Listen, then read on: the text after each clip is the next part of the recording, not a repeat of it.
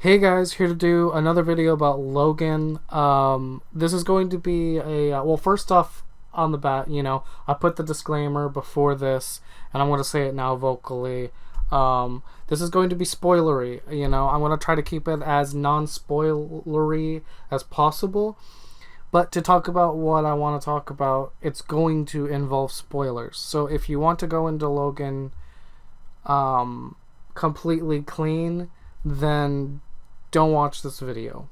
However, I'm making this video for the people that want to know, can I take my kid to go see Logan? Is this a movie that I can take the family to go see? And so that's the group of people that I'm targeting with this video.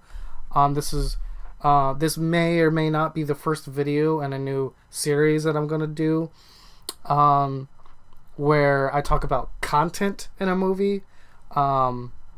Because look, I come from a background of, I come from a Christian home, and the way I was raised, is growing up, we tried to not go see movies with a lot of language or sex and violence and, and a bunch of different things. And so I know that there's a lot of people out there like that. So that's why the name of this video is, can I take my kid to see Logan?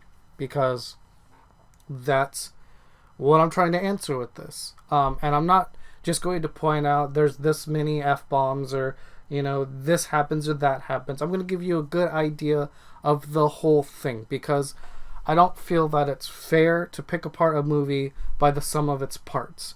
Because if you've got a movie that will resonate with a child, that will make them a better person, but there might be some other things there that aren't as savory, I feel like the end is okay. The end result, it's like Passion of the Christ. While no one would, necessarily say sit a 9 or 10-year-old down and have them watch Passion of the Christ. However, if you are a believer and you're a Christian and you're teaching your kids about what happened, you can't argue with me that there are things in that movie that are going to be rough for a child to see. So it's kind of within that mindset that I'm going to be doing this. If you want to know something that I don't talk about in this video, feel free to comment down below and I will respond. But I'm going to keep this we're already nearly at 3 minutes, but I'm going to keep this as short and to the point as possible. I saw someone online asking about this, which is why I want to make this video. And I'm not necessarily making this video with this person in mind, because I doubt they'll ever see this. But I saw responses to said person, and one of the responses I saw was that there was a scene where you see breasts for a slight moment. And honestly to God, and I just saw this movie yesterday, I don't remember ever seeing any nudity at all in this movie. I'm not saying it's not there, but I was so transfixed on everything that was happening that I didn't notice. So take that for what it was.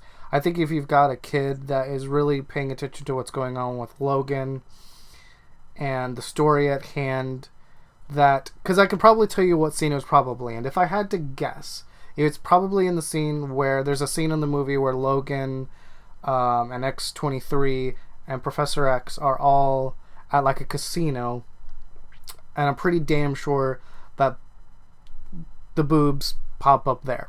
I'm probably damn sure. I would put good money that that's probably the environment where it happens. But I don't remember it. So I can't definitively say whether there is nudity in this movie because I don't remember anything. But if I had to guess, that's where I would say. So I'm going to throw that out there right off the bat. Alright, so again, remember, this video is going to be spoilery, so I'm going to jump into something, because I'm going to jump into the overall plot idea or story of this movie. I would recommend actually watching X-Men and X2 before going and seeing this movie. You don't really need to I don't think you need to watch anything more than that, but if you want to, you could add Days of Future Past and the Wolverine, or the Wolverine first and then Days of Future. Well, if you want to watch as many X-Men movies as possible, watch the first 3 X-Men movies, watch the Wolverine, watch Days of Future Past. You don't have to worry about First Class. You can skip over that and you don't have to watch Apocalypse. But I would definitely watch the first two X-Men movies bare minimum before going and seeing this movie. If it's been a while since you've seen it, or you don't have like a photographic memory and can remember things really well, because I think that will add to this movie. You don't need to. And that's the beautiful thing about this movie. You don't need to have seen any X-Men movie to enjoy this movie. But if you want to go in with the best experience possible, then that's what I'd say. So, the whole story of this is pretty much about Logan having to face his demons. You know, like everything him and Professor has been through, they allude to certain things taking place in the movie, and it's pretty grim. It's pretty dark. And so it's all about Logan being this closed off, damaged individual who has been through hell. And you've got Professor X, who is the same guy that he's tried to always be. He's just not able to control his powers like he once was able to. But he's still that guy that wants to go find mutants and protect them and help them and make them better people and all that jazz, just as he's done for many, many years. And so you have these two kind of things where you definitely get this sense of Xavier has for a while now been trying to get Logan. We need to go find other mutants. You know, we need to go do this. We need to go do that. You know, I mean, there's only one or two sentences where he talks about it, but you definitely get this idea that for a while now, Professor is still the guy that he's always been, and Logan's just like, nah, dude, I'm done. It's like, you know, way too much shit has happened.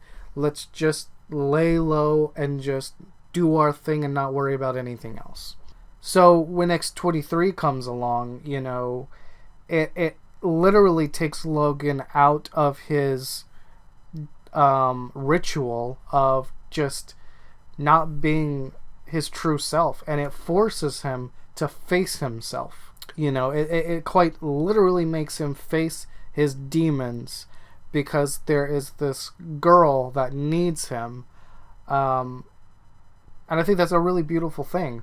And I think that's something that that everyone needs to hear. I feel like that's a message and something that everybody needs to wake up to. Is, you know, we all go through things. We all are struggling with things. And sometimes things are going to happen that, you know, it's going to call you to come out of your comfort zone and call you back into the way things need to be and should be. And it's been a while now since Logan or Professor have had a family, you know, and have had, you know, Cyclops and Jean Grey and all of the other people that have come through their lives. You know, they're not there anymore. And for, you know, X amount of time, no pun intended, they have that again. They have a family. They have a unit together. But this whole movie makes Logan face his demons and face becoming, face where he came from and face the person he is now and all these types of things, because, you know, he hasn't had anything to fight for a long time. And so this girl comes into his life that gives him something to fight for and to believe in and to help. And here's where we're going to get the most spoilery. So if I've convinced you one way or the other, you could probably close the video off here. But if you just want the cherry on top, this is going to be the most spoilery thing about this whole video, you know. So I'm giving you a chance to click off if you want to. But the last lines of the movie is, the villain in this movie is a clone of Logan named X-24. And the way that I saw this, and I felt like it was a beautiful use of clone technology and plot device and story, because you quite literally have Logan, who has been under the care for Professor Xavier, who has been turned into a hero, who for years has used his ability for good, and now he's dying, and the adamantium is getting to him, and it's making it to where he's not healing properly, and all of these different things. And then you have X-24, which is a clone that has been literally made into a killing machine. He's only there for rage and power and to kill. And at the end of the movie, there's one final battle between Logan and X-24, and it costs Logan his life. And there's this really beautiful moment between Logan and X-23, and he tells her, don't become what they made you to be. You know, don't become that. And it's such a beautiful line of dialogue, because in essence what he's saying is, don't become hardened to life. Don't become what everybody thinks that you are. Be better than that. Be the best you possible. And I can't think of a better message to give to kids. Now, the last thing I'll say before closing out the video is, sure, there's a lot of bloody violence in this movie. There's a lot of gruesome stuff. I mean, we get to see Wolverine do some things that are, oh wow. But there's a grittiness to it. There's a realness to it. Yes, there's a handful of F-bombs in it. But outside of that, I, for one, and I'm not someone who has kids right now in my life, but if I did, this is definitely a movie that I would not feel guilty about taking my kid to go see.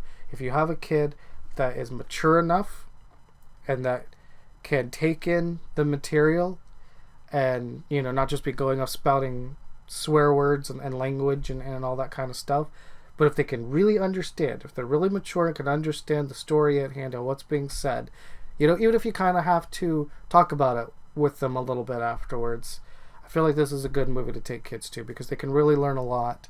You know, there's nothing in here that, you know, is gonna turn your kid down a dark path or a bad way. It's a needed film, and if your kids love X-Men, this is not the movie that you want to keep them from. Believe me, Apocalypse is more of a garbage film than this is. So, you know, if you let them see that, then you should let them see this.